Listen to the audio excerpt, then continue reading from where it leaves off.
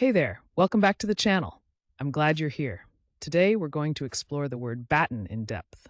First, the definition. Batten means a thin strip of wood or metal used for fastening or reinforcing materials. Think of it simply as a narrow board, like a brace or support piece. Now, let's talk about where this word comes from. Origin stories can be fascinating.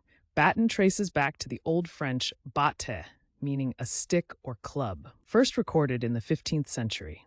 Over time, it's been used by carpenters and builders. The word has carried through history and still shows up today in surprising ways. So, how do you use batten in everyday language? Let's go through some examples. Correct example 1. The carpenter nailed a batten across the wall to support the new paneling. Correct example 2. She used a batten to secure the canvas tightly onto the frame. And just for fun, here's a playful wrong example. I tried to batten my homework, but it didn't go well. See how context makes a big difference?